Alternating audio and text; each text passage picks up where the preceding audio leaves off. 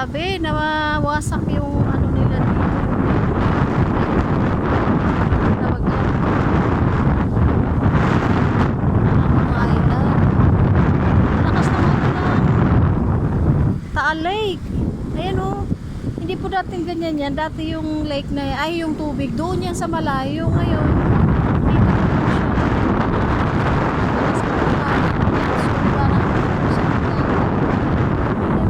ayan.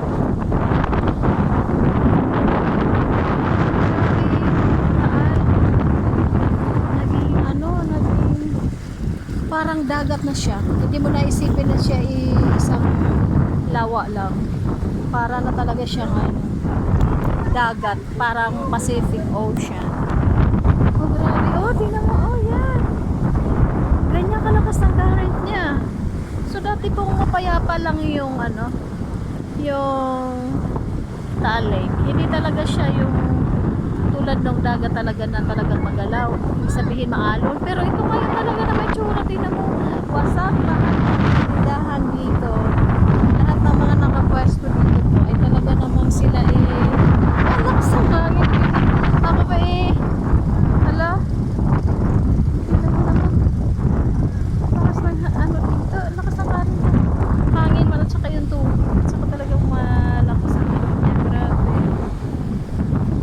daming patay daw dito sa ano, sa bandang Talisay. So dito po makikita natin yung ano, grabe po ang nangyari. Talagang na-shock yung mga tao sa nangyaring ano, tawag dyan, bagyong Christine. Hindi akalain ng mga tao na ganito na kalakas ang impact. Kaya sa mga ano, tawag kikidang putok mga bato namumula rin ng mga ano, ng mga tawag dyan,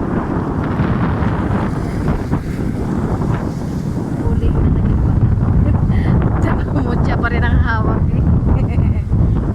yan po yung maganda kong pamangkin, nakikusyoso na rin si Angel Omos. Yan.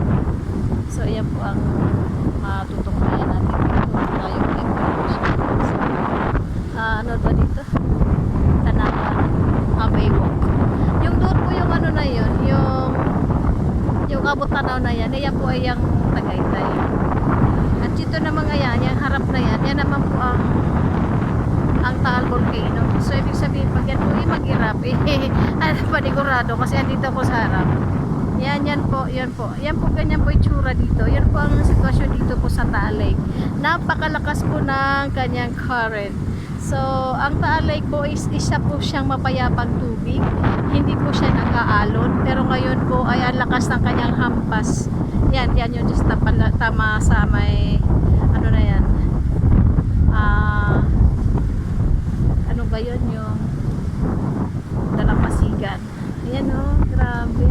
Wasak talaga yung ano, yung island nila. So, thank you po sa mga nanonood sa akin.